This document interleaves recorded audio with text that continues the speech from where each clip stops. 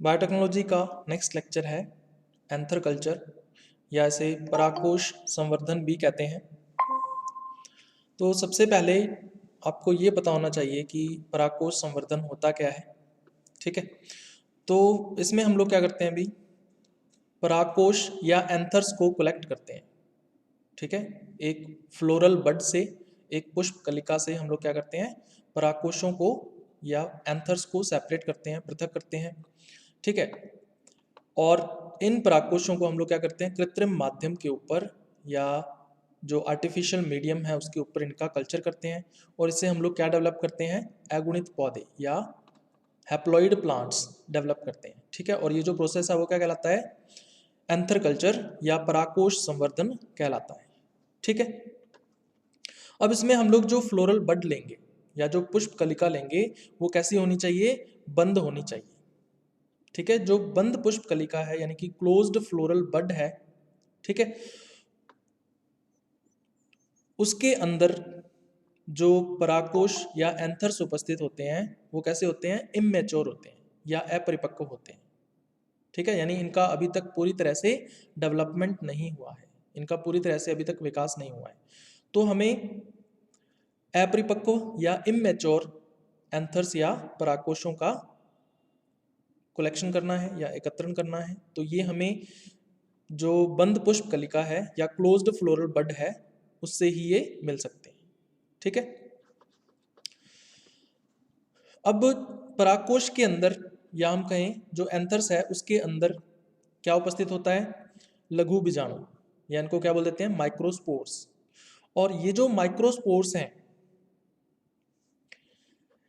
इनका आगे विकास होता है किसके अंदर, या तो कैलस उत्तक के अंदर और या फिर भ्रूण के अंदर, या भ्रूण समान संरचना ये बनाते हैं, एम्ब्रियो लाइक स्ट्रक्चर या फिर कैलस टिश्यू का ये फॉर्मेशन करते हैं। ठीक है, और फिर ये कैलस टिश्यू या एम्ब्रियो लाइक जो स्ट्रक्चर है वो आगे चलकर क्या बना देता है, अंग निर्माण यानी कि ऑर्गन फॉर्मेशन एंड भ्रूण निर्माण एम्ब्रियो फॉर्मेशन के द्वारा हैप्लॉइड प्लांट या अगुणित पौधे के अंदर ये विकसित हो जाता है।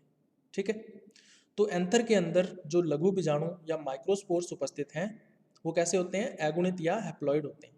ठीक है, और उनसे आगे चलकर क्या बनता है, अगुणित पौधा या हैप्लॉइड प्लांट जो है वो डेवलप हो जाता है। ठीक है, अब अभी तक जो परागकोश संवर्धन है या एंथर कल्चर है वो 250 पादप जातियों यानी कि 250 प्लांट स्पीसीज के अंदर किया गया है।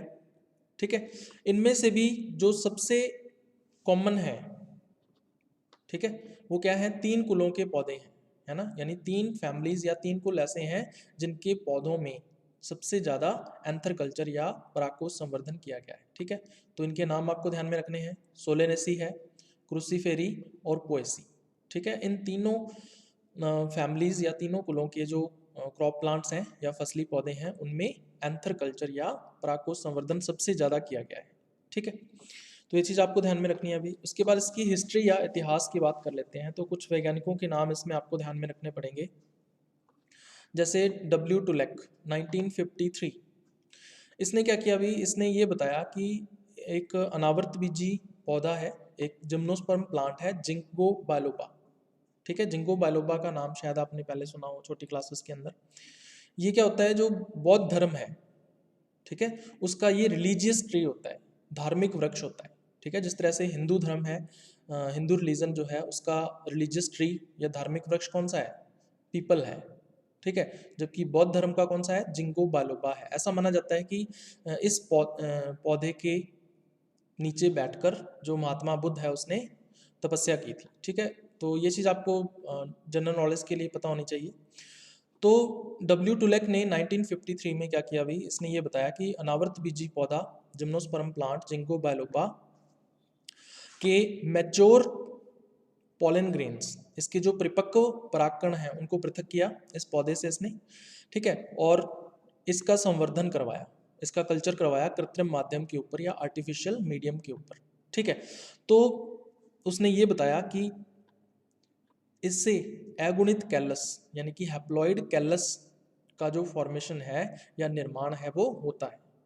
ठीक है, तो कैलस क्या है, कोशिकाओं का एक समूह है जिसमें कोशिकाएं कैसी होती हैं, अनऑर्गेनाइज्ड होती हैं या असंगठित होती हैं। ठीक है, तो परागकण या पॉलन ग्रेन्स कैसे होते हैं, एगुणित या हैप्लॉइड होते हैं। इनका कहता है कि अगर संवर्धन किया जाए तो एगुणित कैलस यानी हैप्लॉइड कैलस के फॉर्मेशन को प्रेरित किया जा सकता है। ठीक है, तो ये डब्ल्यू टुलेक ने 1953 में सबसे पहले बताया था। तो एंथर कल्चर की जो शुरुआत है या इसका जो आइडिया है, ठीक है, ये किसने दिया था, डब्ल्यू टुलेक ने 1953 में दिया था। चलिए, उसके बाद दो वैज्ञानिकों के नाम आपको ध्यान में रखने हैं, इनके ऊपर क्वेश्चन जरूर पूछा जाता है ना, मोस्ट इंपॉर्टेंट लगा लेना, गुहा एंड माहेश्वरी। ठीक है, S Guha and P Maheshwari 1964 में इन्होंने क्या किया अभी, इन्होंने सबसे पहले ये देखा कि डटूरा इनॉक्सिया है ना, धतूरा का पौधा आपने देखा होगा, डटूरा इनॉक्सिया इसका बॉटनिकल नेम होता है। तो डटूरा इनॉक्सिया से इन्होंने परागकोश निकाले यानी एंथर्स को सेपरेट किया। इस पौधे की खास बात यह है कि इसके जो फ्लावर्स हैं वो बड़े साइज के होते हैं, लार्ज साइज के होते हैं।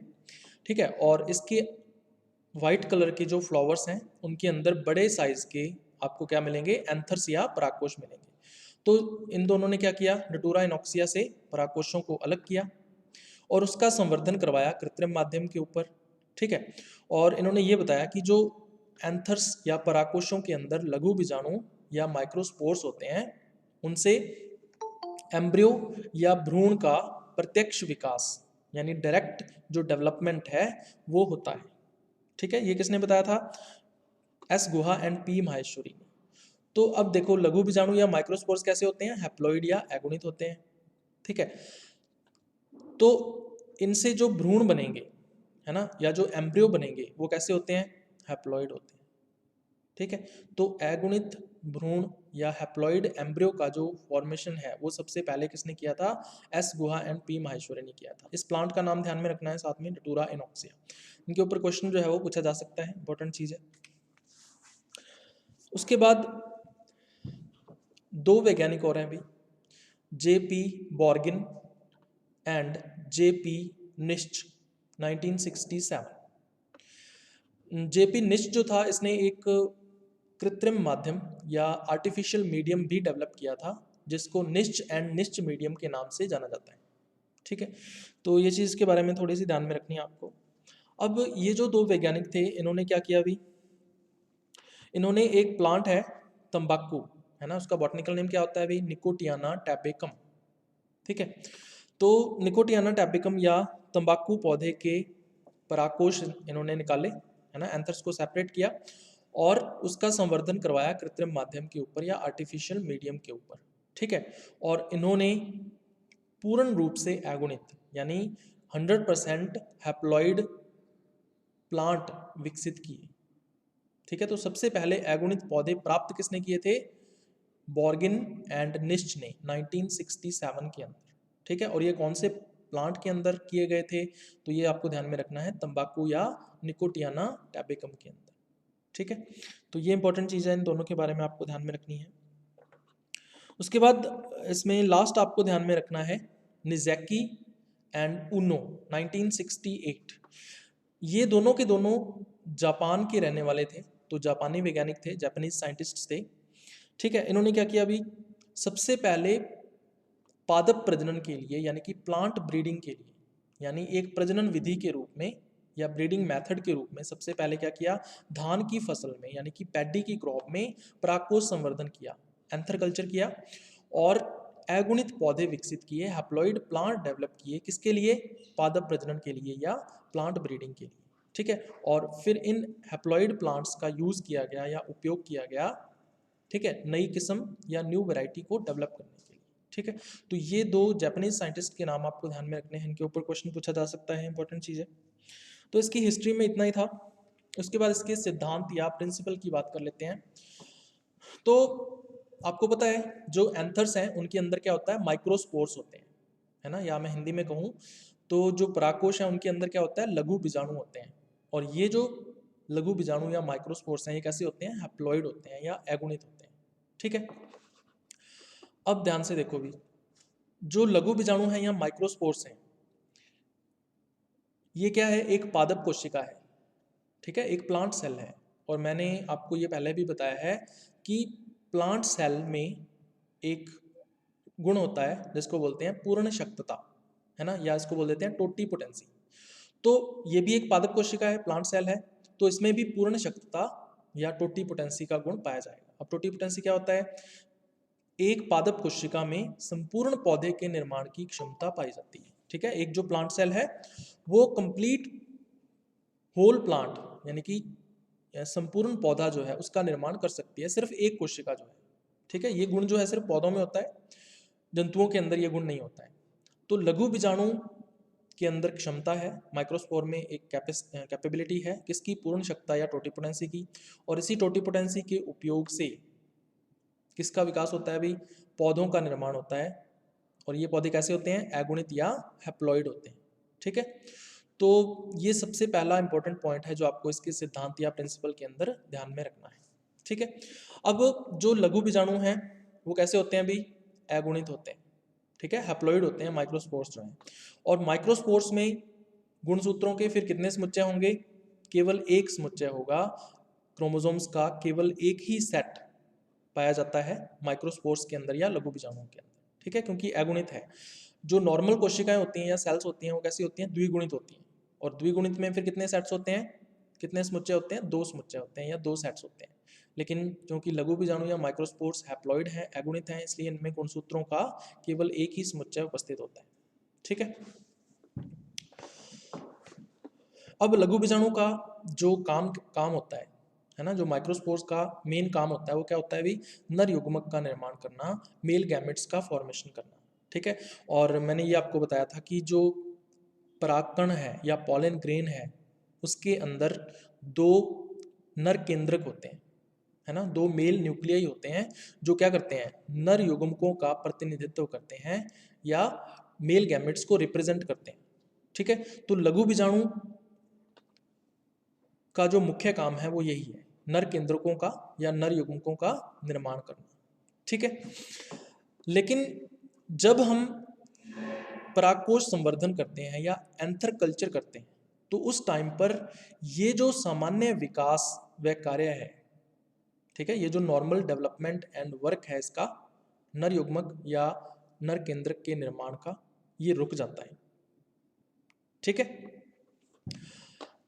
और इसको क्या किया जाता है अभी, कायिक कोशिका विभाजन के लिए, कायिक कोशिका विभाजन का मतलब समसूत्री विभाजन, यानी कि माइटोटिक डिविजन्स के लिए इसको बलपूर्वक यानी कि फोर्सफुली हम लोग क्या करते हैं, इसको नए उपापचय पथ यानी न्यू मेटाबॉलिक पाथवे की ओर इसको मोड़ दिया जाता है या इसको फॉरवर्ड कर दिया जाता है, ठीक है, ताकि इसमें लगातार माइटोटिक डिविजन्स या समसूत्री विभाजन हो सकें और ये क्या बना सके, अगुणित भ्रूण या हैप्लॉइड एम्ब्रियो का फॉर्मेशन कर सके, जिससे आगे चलकर क्या विकसित हो, अगुणित पौधे या हैप्लॉइड प्लांट्स डेवलप, ठीक है। तो ये चीज आपको बेसिक ध्यान में रखनी है इसके प्रिंसिपल के अंदर।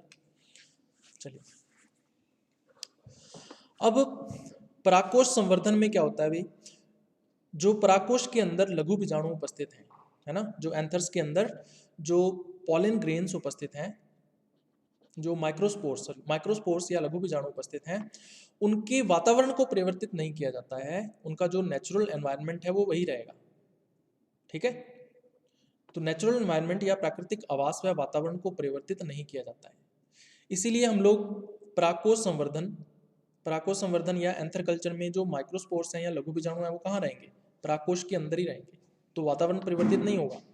लेकिन बाहर का जो वातावरण है वो हमने परिवर्तित कर दिया है, लेकिन जो आंतरिक वातावरण है इन लघु बीजाणुओं के लिए या माइक्रोस्पोर्स के लिए वो सेम रहेगा, वो परिवर्तित नहीं होगा, ठीक है। अब जो संवर्धन की परिस्थितियां हैं या कल्चर की जो भी कंडीशंस हैं उसमें क्या होता है, माध्यम पर जो परागकोश है या एंथर है उसका जो द्विगुणित उत्तक होता है, यानी कि जो डिप्लॉयड टिश्यू होता है, आपको पता होगा जो परागकोश है या एंथर है इसमें सिर्फ माइक्रोस्पोर्स या लघु बीजाणु ऐसे होते हैं जो है अगुणित या हैप्लॉइड होते हैं, जबकि बाकी जितनी भी कोशिकाएं या जितनी भी सेल्स परागकोश या एंथर के अंदर उपस्थित होती हैं वो कैसी होती हैं, द्विगुणित होती हैं या डिप्लॉयड होती हैं, ठीक है। तो बाकी का उत्तक कैसा होगा, डिप्लॉयड होगा या द्विगुणित होगा। तो ये जो द्विगुणित उत्तक है या डिप्लॉयड टिश्यू है ये बिना विभाजन किए जीवित रहता है, यानी ये विभाजन नहीं करता है, क्योंकि अगर ये डिप्लॉयड टिश्यू या द्विगुणित उत्तक विभाजन करेगा तो हमारा जो मेन पर्पज है, ठीक है, हैप्लॉइड प्लांट फॉर्मेशन का या अगुणित पादप निर्माण का, वो पूर्ण नहीं होगा। ठीक है, तो ये जो उत्तक है द्विगुणित उत्तक, ये बिना विभाजन किए यानी कि डिवीजन नहीं करता है, इसकी जो कोशिकाएं हैं या सेल्स हैं, जीवित रहता है, यानी कि ये मृत भी नहीं होता है। कोशिकाएं जीवित रहती हैं, पोषण लेती रहती हैं, लेकिन विभाजन नहीं करेंगी। ठीक है, अब ये जो जीवित उत्तक है द्विगुणित या डिप्लॉयड, ये क्या करता है अभी, लघु बीजाणु या माइक्रोस्पोर्स को पोषण प्रदान करता है या न्यूट्रिशन प्रोवाइड करता है। ठीक है, और यही पोषण या न्यूट्रिशन जो है वो लघु बीजाणु के कायिक विभाजन को, यानी कि माइक्रोस्पोर के माइटोटिक डिविजन्स को, यानी कि समसूत्री विभाजन को क्या करता है अभी, प्रेरित करता है या इंड्यूस्ड करता है। ठीक है, तो ये कुछ पॉइंट्स हैं जो इसमें आपको ध्यान में रखने हैं। तो ये था अभी इसका प्रिंसिपल या सिद्धांत। उसके बाद इसकी विधि जो है वो सबसे इंपॉर्टेंट चीज़ है, एंथर कल्चर या परागकोश संवर्धन की विधि, जो आपको पता होनी चाहिए। तो इसमें मैंने आपको पहले ही बताया था कि सबसे पहला स्टेप हमारा क्या है अभी, जब भी फ्लावरिंग होगी, है ना, जैसे हम लोग यहाँ पे तंबाकू का जो पौधा है, टोबैको जो प्लांट है, उसमें हम लोग एंथर कल्चर या परागकोश संवर्धन करवा रहे हैं इस विधि के अंदर या प्रोसीजर के अंदर। तो जब भी तंबाकू के पौधे के अंदर पुष्पन होगा, टोबैको प्लांट के अंदर फ्लावरिंग होगी, तो उस टाइम पे हमें क्या करना है, जो बंद पुष्पीय कलिकाएं हैं यानी कि क्लोज्ड फ्लोरल बड्स हैं, उनको क्या करना है, एकत्रित करना है या कलेक्ट करना है। ठीक है, तो उनको उनके स्टॉक से या वृंत से तोड़ लेना है इन कलिकाओं को। अब हमें क्या करना है अभी, जितने भी बंद पुष्पीय कलिकाएं या क्लोज्ड फ्लोरल बड्स हमने कलेक्ट किए हैं, एकत्रित किए हैं, उनमें से हमें कुछ पुष्पीय कलिकाओं का या फ्लोरल बड्स का क्या करना है, सिलेक्शन करना है या चयन करना है। ठीक है, कौन सी फ्लोरल बड्स का, जिनकी लंबाई कितनी होगी, 17 से 22 mm हो। ठीक है, कम से कम इतनी लंबाई जो है वो होनी चाहिए इन फ्लोरल बड्स की। ठीक है, और फिर हम लोग क्या करते हैं अभी, अच्छा, ये जो लंबाई है 17 से 22 mm जो लंबाई है, इस लंबाई की जो पुष्पीय कलिकाएं होती हैं या फ्लोरल बड्स होती हैं, इनमें क्या होता है, जो बाह्य दल हैं, यानी जो इनको क्या बोल देते हैं, सेपल्स, सेपल्स की जो लंबाई है या लेंथ है, वो पेटल्स यानी दलों की लंबाई के बराबर होती है। ठीक है, दोनों की लंबाई में अंतर नहीं होता है, तो ये खास बात होती है इस लंबाई की फ्लोरल बड्स या पुष्पीय कलिकाओं की। ठीक है, इसके अलावा जो खुल रही पुष्पीय कलिकाएं होती हैं, है ना, जो फ्लोरल बड्स ओपन हो रही होती हैं, खुल रही होती हैं, उनको हम लोग डिस्कार्ड कर देते हैं या उनको त्याग दिया जाता है। ठीक है, तो उसको डायग्राम के अंदर हम लोग देख सकते हो, ये एक फ्लोरल प्लांट है या पुष्पीय पौधा है। इसमें से हमें क्या करना है अभी, फ्लोरल बड्स या पुष्पीय कलिकाएं लेनी है, और ये जो कलिकाएं हैं वो कहाँ से मिलेगी हमें, प्लांट के एपेक्स से, यानी पौधे के शीर्ष भाग से हमें ये कलिकाएं मिलेंगी। और फिर हमें सिलेक्शन करना है, 17 से 22 mm लंबी जो पुष्प कलिकाएं हैं या फ्लोरल बड्स हैं, उनका हमने सिलेक्शन कर लिया है। ठीक है, तो ये स्टेप्स हैं जो इनिशियल स्टेज में हमें करने पड़ते हैं। चलिए, अब हमारे पास जो दूसरा स्टेप है वो क्या है अभी, हमने जिन भी पुष्पीय कलिकाओं को या जिन भी फ्लोरल बड्स का हमने सिलेक्शन किया है, उन सेलेक्टेड फ्लोरल बड्स को या चयनित पुष्पीय कलिकाओं को हम लोग कहाँ लेके जाते हैं, एलएएफ कैबिनेट के अंदर लेके जाते हैं, है ना। एलएएफ कैबिनेट जिसको हमने पहले से ही निर्जमित कर लिया है, किसके द्वारा, यूवी रेडिएशन के द्वारा। इसकी सुविधा एलएएफ कैबिनेट में होती है, ये चीज़ मैंने आपको पहले भी बताई थी। तो निर्जमित एलएएफ कैबिनेट के अंदर हम लोग क्या करते हैं, सिलेक्टेड जो फ्लोरल बड्स हैं या पुष्पीय कलिकाएं हैं उनको लेके जाते हैं। अब हम लोग क्या करते हैं, इस निर्जमित वातावरण के अंदर, अब इस चीज़ को ध्यान से समझना भी, जो पुष्पीय कलिकाएं हैं या फ्लोरल बड्स हैं, उनके अंदर कितने परागकोश होते हैं या कितने अंतर्स होते हैं, 5 होते हैं। ये स्पीसीज टू स्पीसीज वेरी करता रहता है, लेकिन जो तंबाकू का पौधा है या टोबैको का प्लांट है, उसके अंदर 5 एंथर्स होते हैं या 5 स्टामेन्स होते हैं। ठीक है, अब इनकी जो सतह है, इन परागकोशों की या एंथर्स की जो सरफेस है, वो सेल्फ स्टेरलाइज्ड होती है या स्वतः निर्जमित होती है। कैसे होती है, क्योंकि जो पुष्प कलिका है या फ्लोरल बड है, वो क्या है, पूरी तरह से बंद है। और बंद जो पुष्प कलिका है या फ्लोरल बड है, उसके अंदर बाहर से कोई भी अवांछित माइक्रोब या सूक्ष्म जीव प्रवेश नहीं कर सकता। तो उसके अंदर का जो, यानी बड या कलिका के अंदर का जो वातावरण है वो कैसा रहता है, निर्जमित रहता है। तो इसलिए ये जो परागकोश होते हैं वो कैसे होते हैं, सेल्फ स्टेरलाइज्ड होते हैं या स्वतः निर्जमित होते हैं। ठीक है, चलिए अब हमें क्या करना है, अभी सतही निर्जमीकरण करना है या सरफेस स्टेरलाइजेशन करना है। किसका सरफेस स्टेरलाइजेशन करना है, फ्लोरल बड्स का, क्योंकि फ्लोरल बड्स या पुष्पीय कलिकाओं के बाहर की जो सतह है उसके ऊपर कोई ना कोई माइक्रोब या सूक्ष्म जीव उपस्थित हो सकता है। ठीक है, तो इसलिए हमें क्या करना है, इन कलिकाओं का सतही निर्जमीकरण या सरफेस स्टेरलाइजेशन करना है। तो इसके लिए हम लोग 3 मेन स्टेप्स फॉलो करते हैं। सबसे पहले 70% एथेनॉल या 70% एथेनॉल के अंदर हम लोग 10 सेकंड के लिए पुष्पीय कलिकाओं को या फ्लोरल बड्स को रखते हैं। उसके बाद फिर इनको निकालकर दूसरे बीकर में स्थानांतरित किया जाता है, जिसमें क्या होता है, 20% सोडियम हाइपोक्लोराइट विलयन होता है। इसको अपने डायग्राम में देखेंगे। और इसमें कितने टाइम के लिए रखना है, अभी 10 मिनट के लिए डुबोकर रखते हैं। ठीक है, उसके बाद फिर क्या करते हैं, अभी हम लोग इसको निर्जमित आसुत जल से 3 बार धो लेते हैं, है ना। स्टेरलाइज्ड डिस्टिल्ड वाटर से इसको वॉश कर लेते हैं 3 टाइम्स, ताकि इसकी सरफेस के ऊपर अगर कोई अतिरिक्त रसायन या एक्स्ट्रा कोई केमिकल उपस्थित हो तो वो उतर जाए। ठीक है, और फिर लास्ट में हम लोग क्या करते हैं, निर्जमित पेट्री डिश में इसको स्थानांतरित कर देते हैं, स्टेरलाइज्ड पेट्री डिश में इसको ट्रांसफर कर लेते हैं, नई नई जो पेट्री डिश होती है। ठीक है, न्यू पेट्री डिश के अंदर। इस डायग्राम के अंदर आप लोग देख सकते हो, सबसे पहला काम हमारा क्या है, अभी एलएफ कैबिनेट के अंदर 10 सेकंड के लिए 70% एथेनॉल में हमें क्या करना है, फ्लोरल बड्स को डिप करना है, डुबोना है।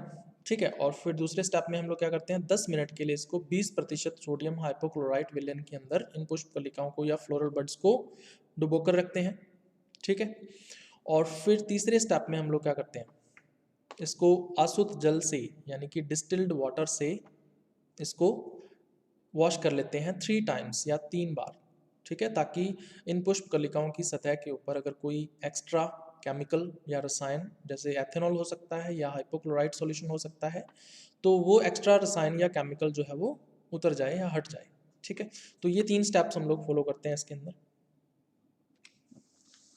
चलिए अब हमें क्या करना है, अभी इन फ्लोरल बड्स में से या इन पुष्प कलिकाओं के अंदर से हमें एंथर्स को या परागकोशों को निकालना है। तो निकालने के लिए हम लोग क्या करेंगे, एक नाइफ यानी चाकू या ब्लेड की सहायता से हम लोग क्या करते हैं, कलिका के एक तरफ, फ्लोरल बड के एक तरफ हम लोग क्या करते हैं, कट लगा देते हैं। ठीक है, और कट लगाकर हम लोग क्या करते हैं, जो दल व बाह्य दल होते हैं, है ना, यानी सेपल्स एंड पेटल्स जो होते हैं जिनकी लंबाई एक समान होती है, उनको हम लोग क्या करते हैं, हटा देते हैं काट कर, है ना, ब्लेड या नाइफ की सहायता से, चाकू की सहायता से। ठीक है, सबसे पहला स्टेप इसमें ये करते हैं। उसके बाद फिर हम लोग क्या करते हैं, अभी 5 जो पुंकेसर होते हैं, है ना, फ्लोरल बड के अंदर जो स्टामेंस हैं वो कितने होंगे, 5 होंगे। इनको पूतंतु सहित यानी कि जो फिलामेंट है, विद फिलामेंट हम लोग इन स्टामेंस को उखाड़ लेते हैं। ठीक है, और उखाड़ने के बाद इसको नई निर्जमित पेट्री डिश के अंदर या न्यू स्टेरलाइज्ड पेट्री डिश में इनको क्या कर देते हैं, स्थानांतरित कर देते हैं या स्टेरलाइज्ड कर देते हैं। ठीक है, उसके बाद फिर हम लोग क्या करेंगे, भी इसके जो फिलामेंट्स होते हैं या पूतंतु होते हैं उनको हम लोग चाकू या ब्लेड की सहायता से काटकर अलग कर देते हैं, जिससे हमारे पास क्या बच जाते हैं, सिर्फ परागकोश या एंथर्स रह जाते हैं। ठीक है, इसके अलावा हमें ये भी देखना पड़ता है कि जो एंथर्स हैं या परागकोश हैं वो क्षतिग्रस्त तो नहीं है, डैमेज तो नहीं है। अगर कोई डैमेज हो गया है, क्षतिग्रस्त हो गया है, तो उसको भी हम लोग क्या कर देते हैं, डिस्कार्ड कर देते हैं या त्याग देते हैं। ठीक है, चलिए इसको डायग्राम से समझ लेते हैं। तो हमने एक निर्जमित पेट्री डिश के अंदर या स्टेरलाइज्ड पेट्री डिश के अंदर हमने फ्लोरल बड्स या पुष्प कलिकाओं को लिया है। ठीक है, अब हम क्या करते हैं, अभी ब्लेड की सहायता से या चाकू की सहायता से हम लोग क्या करते हैं, इसके ऊपर कट लगाते हैं। ठीक है, कट लगा के सेपल्स और पेटल्स को हटा देते हैं, और फिर इसके अंदर से क्या निकलता है, पुंकेसर या स्टामेंस निकलते हैं। तो हम लोग पूतंतु या फिलामेंट सहित इन स्टामेंस को या पुंकेसर को निकालकर और एक पेट्री डिश में स्थानांतरित कर लेते हैं। ठीक है, अब हम क्या करेंगे, ये जो फिलामेंट्स हैं इन फिलामेंट्स को भी हटा देंगे, और फिर हमारे पास क्या बच जाएगा, सिर्फ परागकोश या एंथर्स जो है वो बच जाते हैं। ठीक है, तो इस डायग्राम से आपको और क्लियर समझ में आ रहा होगा। चलिए, अब उसके बाद नेक्स्ट स्टेप हमारा क्या है अभी, ये जो परागकोश या ये जो एंथर्स हमने सेपरेट किए हैं या पृथक किए हैं, इनको हमें ठोस अगार माध्यम के ऊपर स्थापित करना है। कहाँ पर? संवर्धन ट्यूब के अंदर या कल्चर ट्यूब के अंदर इसको स्टैब्लिश करना है, सॉलिड अगार मीडियम के ऊपर। ठीक है। अब हम लोग जो भी मीडियम यूज करते हैं, है ना, ठोस अगार माध्यम मैंने आपको बताया, ठोस अगार मीडियम हम लोग यूज करते हैं, तो परागकोश संवर्धन या एंथर कल्चर के लिए इन तीनों में से कोई भी एक मीडियम यूज किया जा सकता है। ठीक है। सबसे पहला देखो, एमएस माध्यम का उपयोग कर सकते हैं, जो कि सबसे कॉमन है, सामान्य प्रकार का है। इसके अलावा हम लोग वाइट्स मीडियम का भी उपयोग कर सकते हैं, वाइट्स माध्यम बोलते हैं इसको। वाइट एक वैज्ञानिक का नाम है जिसने इसको विकसित किया था। ठीक है। निश्चन निश्च मैंने आपको अभी बताया, इसका भी उपयोग किया जा सकता है, इस माध्यम का भी, मीडियम का भी उपयोग हम लोग कर सकते हैं अंतर कल्चर के लिए। ठीक है। चलिए, अब हमें क्या करना है अभी, ये जो संवर्धन है या कल्चर जो है, इसको शुरू में क्या क्या किया जाता है, अंधेरे में रखा जाता है। ठीक है। इसको हमें क्या करना है, बिल्कुल डार्क के अंदर रखना है, यानी कि 24 घंटे अंधेरा जो है इसको प्रोवाइड करना है। तो इससे होगा क्या, अभी 3 से 4 सप्ताहों में या 3 से 4 वीक्स के अंदर भ्रूण जनन होगा, एम्ब्रियोजेनेसिस होगा। और इस एम्ब्रियोजेनेसिस से क्या विकसित होगा, अभी भ्रूण विकसित होंगे या एम्ब्रियो डेवलप हो जाएंगे। और ये एम्ब्रियो कैसे होंगे, एगुणित या हैप्लॉइड होंगे। ठीक है। तो अंधेरे में रखने से हमें क्या प्राप्त होता है, एगुणित भ्रूण या हैप्लॉइड एम्ब्रियो जो है वो प्राप्त होते हैं। ठीक है। कुछ प्लांट्स ऐसे भी होते हैं जिनमें कैलस उत्तक का निर्माण हो जाता है। ठीक है। कुछ पौधे ऐसे भी हैं जिनमें भ्रूण नहीं बनता, भ्रूण की बजाय क्या बन जाता है, कैलस उत्तक या कैलस टिश्यू बन जाता है। लेकिन इस कैलस टिश्यू को फिर हम लोग आगे प्रेरित कर सकते हैं, इंड्यूस्ड कर सकते हैं, किसके लिए, एगुणित प्लांटलेट्स बनाने के लिए, यानी कि हैप्लॉइड प्लांटलेट्स के फॉर्मेशन के लिए। ठीक है। तो ये कुछ ही प्लांट्स में होता है, लेकिन ज़्यादातर जो है वो एगुणित भ्रूण या हैप्लॉइड एम्ब्रियो ही बनता है। ठीक है। तो ये चीज़ आपको ध्यान में रखनी है। तो आप लोग देख सकते हो 3 से 4 सप्ताह तक हम लोग क्या करते हैं, अगार माध्यम है, ये कल्चर ट्यूब या पेट्री डिश भी ले सकते हैं, पेट्री डिश के अंदर 3 से 4 सप्ताहों तक हम लोग क्या करते हैं, इसको डार्क में या अंधेरे में रखते हैं। और 3 से 4 सप्ताह के पश्चात क्या होगा, एम्ब्रियो डेवलप हो जाएगा अगार माध्यम के अंदर। ठीक है। तो ये भ्रूण लाइक स्ट्रक्चर्स विकसित हो जाती हैं, और ये भ्रूण कैसे हैं, एगुणित हैं या हैप्लॉइड हैं। ठीक है। तो ये स्टेप्स आपको समझ में आ गए होंगे। अब हम क्या करते हैं अभी, अब ये जो एगुणित भ्रूण या हैप्लॉइड एम्ब्रियो हमने डेवलप किए हैं, इनसे हमें क्या विकसित करना है आगे, हैप्लॉइड प्लांट्स यानी एगुणित पौधे विकसित करने हैं। तो इसके लिए हम लोग क्या करेंगे, इन भ्रूणों को ताज़ा माध्यम के ऊपर स्थापित करेंगे, यानी फ्रेश मीडियम के ऊपर इसको स्टैब्लिश करेंगे। तो एगुणित भ्रूणों को या हैप्लॉइड एम्ब्रियोज को नए ताज़ा अगार माध्यम पर, न्यू फ्रेश अगार मीडियम के ऊपर इसको संवर्धन ट्यूब में या कल्चर ट्यूब में क्या कर देते हैं, स्थापित कर देते हैं या स्टैब्लिश कर देते हैं। ठीक है। फिर इसका क्या किया जाता है, अभी इंक्यूबेशन किया जाता है ना, उष्मायन किया जाता है, कहाँ पर, इंक्यूबेटर के अंदर। ठीक है। तो इंक्यूबेटर में तापमान कितना होना चाहिए, अभी 24 से 28 डिग्री सेंटीग्रेड तापमान इसके अंदर रखा जाता है। प्रकाश की बात कर लेते हैं, तो 14 घंटे का प्रकाश हमें या लाइट देनी पड़ती है, और 10 घंटे का अंधकार या डार्क रखना पड़ता है। ठीक है। तो हर 24 घंटे में हमें इस प्रकाश काल को रिपीट करना पड़ता है। हर 24 घंटे में हमें 14 घंटे प्रकाश देना है और 10 घंटे का अंधकार देना है। तो इसको रिपीट करते हैं हम लोग। और प्रकाश की जो तीव्रता है, यानी कि लाइट की जो इंटेंसिटी है, वो हमें कितनी रखनी है, अभी 2000 लक्स जो है वो प्रकाश की तीव्रता होनी चाहिए एंथर कल्चर या परागकोश संवर्धन के लिए। ठीक है। तो इसमें देख सकते हो आप, ये इंक्यूबेटर है, इंक्यूबेटर के अंदर हमने एक संवर्धन ट्यूब या कल्चर ट्यूब के अंदर एगुणित भ्रूण या हैप्लॉइड एम्ब्रियो को ताज़ा अगार माध्यम के ऊपर या फ्रेश अगार मीडियम के ऊपर इसको एस्टैब्लिश कर दिया है, स्थापित कर दिया है, और इसको कॉटन प्लग की सहायता से इस संवर्धन ट्यूब को या कल्चर ट्यूब को बंद कर दिया है। ठीक है। और इसको हमने कहाँ रखा है, इंक्यूबेटर के अंदर रखा है। इंक्यूबेटर के अंदर हमें क्या क्या कंडीशंस देनी है, इसको 24 से 28 डिग्री सेंटीग्रेड तापमान देना है, 14 घंटे प्रकाश काल व 10 घंटे का अंधकार देना है, और 2000 लक्स जो प्रकाश की तीव्रता है या लाइट की इंटेंसिटी है वो रखनी है। ठीक है। चलिए, फिर उसके बाद हम लोग क्या करते हैं अभी, जब एगुणित प्लांटलेट्स, ठीक है, ये जो एगुणित भ्रूण है या हैप्लॉइड एम्ब्रियो है, इनसे क्या विकसित होगा, एगुणित प्लांटलेट्स या हैप्लॉइड प्लांटलेट्स डेवलप होंगे। जब ये एगुणित प्लांटलेट्स की लंबाई कितनी हो जाती है अभी, 50 mm हो जाती है, ठीक है, तब हम क्या करते हैं अभी, इनको नल के बहते हुए पानी में धोया जाता है या रनिंग टैप वाटर के अंदर इनको वॉश कर देते हैं, ताकि इन प्लांटलेट्स या इन एगुणित या हैप्लॉइड प्लांटलेट्स की जो रूट्स हैं, है ना, की जो जड़ें हैं, उनको हम लोग अगार माध्यम से स्वतंत्र कर सकें, ठीक है, क्योंकि अगार माध्यम जो है वो चिपका हुआ होता है इनकी रूट्स के साथ।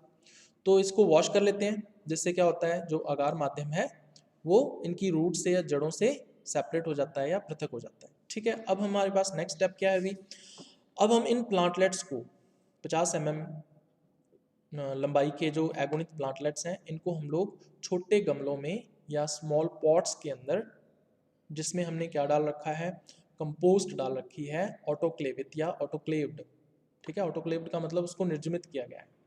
तो इस कंपोस्ट के अंदर हम लोग छोटे गमलों में, स्मॉल पॉट्स के अंदर इसको रोपित कर देते हैं, ठीक है, इसका ट्रांसप्लांटेशन कर देते हैं, ठीक है, ट्रांसप्लांटेशन कर दिया।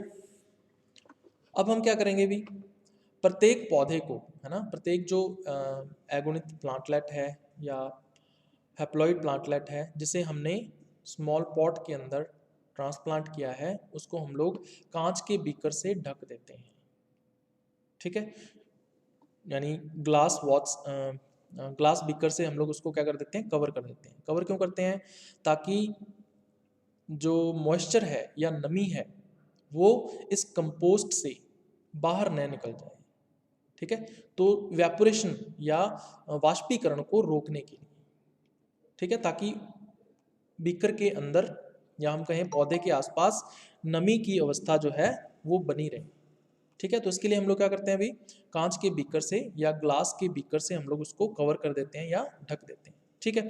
और फिर क्या करते हैं अभी, इसको आगे के परिवर्तन के लिए या डेवलपमेंट के लिए इसको ग्रीन हाउस में रख देते हैं। और ग्रीन हाउस कैसा होना चाहिए भी, नम होना चाहिए, इसका मतलब नमी या आर्द्रता जो है वो ग्रीन हाउस के अंदर बनी हुई होनी चाहिए, ठीक है।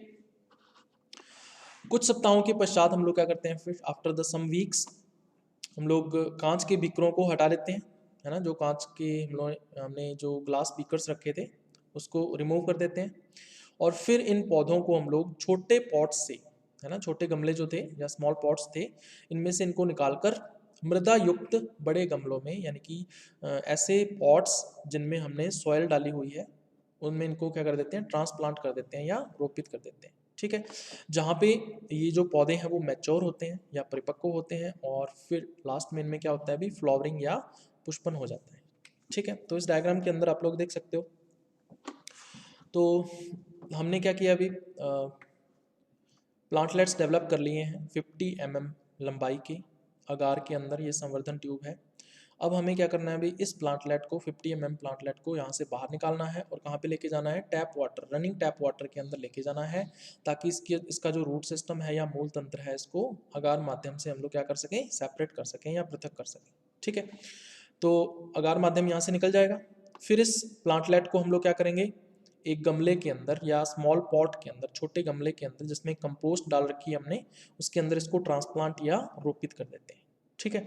और फिर इसको हम लोग क्या करते हैं, बीकर से कवर कर देते हैं, ढक देते हैं, ताकि कंपोस्ट के अंदर जो नमी है वो इवेपोरेट ना हो जाए, उसका वाष्पीकरण न हो जाए, ठीक है। और फिर हम इस पूरे सेट को हम लोग कहाँ रखते हैं, एक नम ग्रीन हाउस के अंदर या मॉइस्ट ग्रीन हाउस के अंदर इसको रख देते हैं, ठीक है।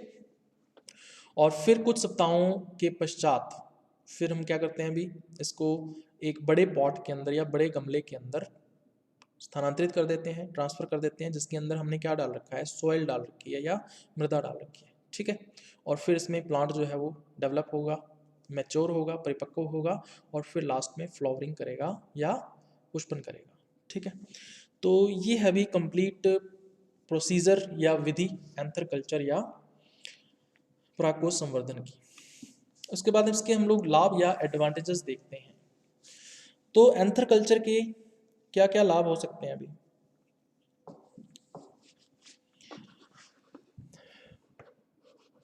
बेसिक रिसर्च के लिए या आधारभूत अनुसंधान के लिए हम लोग एंथर कल्चर का उपयोग कर सकते हैं। ठीक है, कि जो प्लांट्स हैं वो किस तरह से डेवलप होते हैं। ठीक है, अगुणित प्लांट्स जो हैं या हैप्लॉइड जो पौधे हैं उनको किस तरह से विकसित किया जा सकता है, और फिर उसके उपयोग से हम लोग किस तरह से होमोजाइगस लाइंस या समयुग्मज जो वंशक्रम है उनको किस तरह से विकसित कर सकते हैं। तो ये सारी की सारी जो अनुसंधान या रिसर्च है वो परागकोश संवर्धन के द्वारा या एंथर कल्चर के द्वारा की जा सकती है। ठीक है, इसके अलावा ये लाभ और भी है, इसका एंथर कल्चर जो है वो बहुत ज़्यादा सिंपल या सरल होता है। ठीक है, तो उसमें कोई डिफ़िकल्टी नहीं आती है हमें। इसके अलावा ये लेस टाइम कंज्यूमिंग होता है, कम समय लेता है, बहुत ही कम टाइम के अंदर हम लोग इससे हैप्लॉइड प्लांट या एगुणित पौधा विकसित कर सकते हैं। इसके अलावा ये रिस्पॉन्सिव या उत्तरदायी होता है। ठीक है, इसके अलावा हम लोग एंथर कल्चर का उपयोग, जो कि सबसे इंपॉर्टेंट चीज़ है, उत्परिवर्तन के अध्ययन के लिए कर सकते हैं या म्यूटेशन की स्टडी के लिए कर सकते हैं। ठीक है, अब आपको इस चीज़ को समझना होगा कि जो एगुणित पौधे हैं या हैप्लॉइड प्लांट्स हैं उनमें क्या होता है, भी प्रत्येक जीन का केवल एक ही युग्म विकल्पी होता है, हर एक जीन का केवल एक ही एलिल होता है। ठीक है, क्योंकि द्विगुणित तो है नहीं, कैसा है, अगुणित है या हैप्लॉइड है।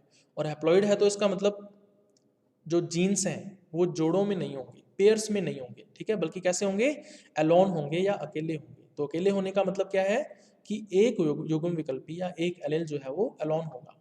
ठीक है, इसलिए अगर कोई अप्रभावी उत्परिवर्तन है या लक्षण है तो वो स्पष्ट रूप से दिखाई देता है। अप्रभावी का मतलब ये है, जैसे मान लीजिए मैं कहता हूँ कैपिटल ए स्मॉल ए। ठीक है, जो उत्परिवर्तन है वो स्मॉल ए की वजह से है।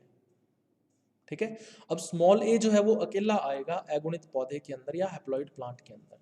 ठीक है, तो स्मॉल ए अगर अकेला है तो इसका लक्षण प्रकट हो जाएगा। ठीक है, इसका जो करैक्टर है वो दिखाई दे जाता है। तो किसी भी अप्रभावी यानी कि रिसेसिव जो म्यूटेशन है या करैक्टर है उसको हम लोग देख सकते हैं अगुणित पौधों के अंदर या हैप्लॉइड प्लांट्स के अंदर।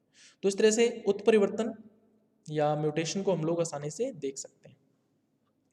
इसके अलावा जो घातक जीनों युक्त पौधे हैं उनको जीन पूल से निष्कासित किया जा सकता है। ठीक है, अब इसका क्या मतलब है, अभी कुछ जीन्स ऐसे होते हैं जो लीथल होते हैं, जो घातक होते हैं। ज़्यादातर जो घातक जीन है या लीथल जीन्स हैं वो कैसे होते हैं, अगुणित होते हैं या हैप्लॉइड होते हैं। ठीक है, तो अगर द्विगुणित पौधा है और अगर उसमें कोई घातक जीन है या लीथल जीन है, ठीक है, और वो हेट्रोजाइगस अवस्था के अंदर है या विषम युग्मज अवस्था के अंदर है, तो इस घातक जीन का प्रभाव हमें दिखाई नहीं देगा। तो हमें पता ही नहीं चलेगा कि उसके अंदर घातक जीन है या नहीं है, क्योंकि लक्षण प्रकट नहीं होगा। लेकिन अगर यही घातक जीन, अगुणित घातक जीन जो है या हैप्लॉइड लीथल जीन जो है वो किस में है, अगुणित पौधे के अंदर है या हैप्लॉइड प्लांट के अंदर है, तो इस घातक जीन का जो प्रभाव है वो इस अगुणित पौधे के ऊपर या हैप्लॉइड प्लांट के ऊपर जरूर होगा। तो हमें पता चल जाएगा कि इस अगुणित पौधे के अंदर या हैप्लॉइड प्लांट के अंदर लीथल जीन या घातक जीन उपस्थित है। तो हम लोग इसको पहचान के और फिर पॉपुलेशन से या समष्टि से हम लोग इसको पृथक कर सकते हैं या सेपरेट कर सकते हैं। तो इस तरह से इसको जीन पूल से हम लोग डिस्कार्ड कर सकते हैं या निष्कासित कर सकते हैं। तो ये भी इसका फायदा होता है अभी। तो इस तरह से हम लोग उत्परिवर्तन या म्यूटेशन का जो अध्ययन है वो आसानी से कर सकते हैं एंथर कल्चर या परागकोश संवर्धन के द्वारा। ठीक है, इसके अलावा क्रायोजेनिक अध्ययन या क्रायोजेनिक स्टडी जो है ना, क्रायोजेनिक क्या होता है अभी, क्रायो का मतलब लो टेम्परेचर से है ना, बहुत ज़्यादा कम तापमान पर, बहुत लो टेम्परेचर पर हम लोग अगर किसी प्लांट टिश्यू को या पादप उत्तक को स्टोर करते हैं या संग्रहित करते हैं, ठीक है, और फिर उसकी स्टडी करने के लिए या उसका अध्ययन करना चाहते हैं, तो उसके लिए जो अगुणित प्लांट्स हैं या हैप्लॉइड प्लांट्स हैं उनका उपयोग किया जा सकता है आसानी से। ठीक है, और अगुणित पौधे को कैसे विकसित करेंगे, एंथर कल्चर के द्वारा या परागकोश संवर्धन के द्वारा। ठीक है, इसके अलावा पादप प्रजनन के अंदर व फसल सुधार के अंदर हम लोग क्या कर सकते हैं, एंथर कल्चर का उपयोग कर सकते हैं। Plant breeding and crop improvement में भी हम लोग इसका उपयोग कर सकते हैं एंथर कल्चर का। कैसे कर सकते हैं अभी, समयुग्मज वंश क्रमों का उत्पादन, जो होमोजाइगस लाइंस हैं, ठीक है, यानी को प्योर लाइंस बोल देते हैं। प्योर लाइंस कैसी होती हैं अभी? 100% समयुग्मज होती हैं, या 100% कैसी होती हैं? होमोजाइगस होती हैं। तो होमोजाइगस लाइंस या समयुग्मज वंश क्रमों को विकसित करने के दो तरीके हो सकते हैं। सबसे पहला तरीका क्या है? मैंने आपको पहले भी बताया था कि या तो हम उस लाइन के अंदर या वंश क्रम के अंदर बार बार क्या करवाएं? स्वपरागन करवाएं या सेल्फ पॉलिनेशन करवाएं। तो जैसे जैसे स्वपरागन या सेल्फ पॉलिनेशन होता जाएगा तो पीढ़ी दर पीढ़ी समयुग्मजता या होमोजाइगोसिटी बढ़ती जाती है और हेट्रोजाइगोसिटी या विषम युग्मजता कम होती जाती है। तो लगभग 8 से 10 पीढ़ियों के पश्चात जो हमें पौधे प्राप्त होते हैं वो कैसे होते हैं? अभी 99.9% होमोजाइगस या समयुग्मज होते हैं। लेकिन इस प्रक्रिया के अंदर 8 से 10 वर्ष का समय लग जाता है। लेकिन अगर हम एंथर कल्चर या परागकोश संवर्धन का उपयोग करें तो हम लोग 1 वर्ष के अंदर ही, है ना, 1 से 2 वर्ष के अंदर ही हम लोग क्या कर सकते हैं? समयुग्मज वंशक्रम या होमोजाइगस लाइंस डेवलप कर सकते हैं, ठीक है, या प्योर लाइंस डेवलप कर सकते हैं। और वो कैसी होंगी? 100%, 100% कैसी होंगी? समयुग्मज होंगी, ठीक है। तो कैसे डेवलप करेंगे भी? तो इसमें सबसे पहले हम लोग एगोनित पौधे विकसित करेंगे, हैप्लॉइड प्लांट डेवलप करेंगे, ठीक है, और फिर इन एगोनित पौधों को या हैप्लॉइड प्लांट्स को कॉल्चीसीन रसायन से उपचारित करेंगे। तो कॉल्चीसीन रसायन क्या करता है भाई? गुणसूत्रों का द्विगुणन कर देता है या क्रोमोसोम डबलिंग कर देता है ना। तो एगुणित पौधे किसमें किसमें विकसित हो जाते हैं? द्विगुणित पौधों में विकसित हो जाते हैं। और ये जो द्विगुणित पौधे हमें प्राप्त होंगे ये कैसे होंगे? 100% या 100% समयुग्मज या होमोजाइगस होंगे, ठीक है। तो प्योर लाइन हम लोग डेवलप कर सकते हैं और इसी प्योर लाइन का हम लोग उपयोग करते हैं किसके अंदर? प्लांट ब्रीडिंग के अंदर। इसकी जो डिफरेंट ब्रीडिंग मेथड्स हैं या प्रजनन विधियां हैं उनके अंदर, ठीक है, और उससे क्रॉप को इम्प्रूव किया जा सकता है या फसल को सुधारा जा सकता है, ठीक है। इसके अलावा हम लोग एक विधि है उत्परिवर्तन प्रजनन विधि, है ना, या म्यूटेशन ब्रीडिंग। ये एक मेथड है या एक प्रजनन विधि है या ब्रीडिंग मेथड है जिसका उपयोग हम लोग करते हैं किसके अंदर? फसल सुधार के अंदर या क्रॉप इंप्रूवमेंट के अंदर, ठीक है। तो उत्परिवर्तन प्रजनन विधि के अंदर या म्यूटेशन ब्रीडिंग मेथड के अंदर एंथर कल्चर के द्वारा, ठीक है, हम लोग क्या करते हैं? अगुणित पौधे विकसित करते हैं या हैप्लॉइड प्लांट्स डेवलप करते हैं और उन हैप्लॉइड प्लांट्स पर या अगुणित पौधों के ऊपर जो म्यूटेशन या उत्परिवर्तन है उसका प्रभाव कैसा हुआ है, उसका अच्छा प्रभाव हुआ है या बुरा प्रभाव हुआ है, इसका पता हमें कैसे चलता है? अगुणित पौधों के निर्माण से या हैप्लॉइड प्लांट के फॉर्मेशन से चलता है। तो इस तरह से हम लोग इसका उपयोग कर सकते हैं इनडायरेक्टली या प्रत्यक्ष रूप से फसल सुधार में या क्रॉप इंप्रूवमेंट में, ठीक है। इसलिए इसके अलावा जो है हम लोग एंथर कल्चर का उपयोग करते हैं अभी किसके अंदर? हॉर्टिकल्चर के अंदर, ठीक है। हॉर्टिकल्चरल प्लांट्स के लिए हम लोग यूज कर सकते हैं किसका? अगुणित संवर्धन का या हैप्लॉइड कल्चर का, ठीक है। तो हैप्लॉइड कल्चर कैसे डेवलप करते हैं? एंथर कल्चर के द्वारा। तो इसका उपयोग हम लोग हॉर्टिकल्चर के अंदर या बागवानी के अंदर कर सकते हैं, ठीक है। इसके अलावा हम लोग द्वितीयक मेटाबोलाइट्स का जो अध्ययन है यानी कि जो सेकेंडरी मेटाबोलाइट्स हैं उनकी स्टडी के लिए भी एंथर कल्चर का उपयोग कर सकते हैं। तो इसमें इतना ही ध्यान रखना है आपको।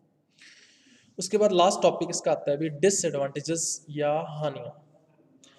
तो जब भी हम लोग एंथर्स को कलेक्ट करते हैं या परागकोशों को एकत्रित करते हैं तो हमें उन्हें बिना क्षति पहुंचाए या बिना डैमेज किए कलेक्ट करना पड़ता है या उनको एकत्रित करना पड़ता है, ठीक है। और इसके लिए हमें ट्रेन्ड पर्सन चाहिए, है ना।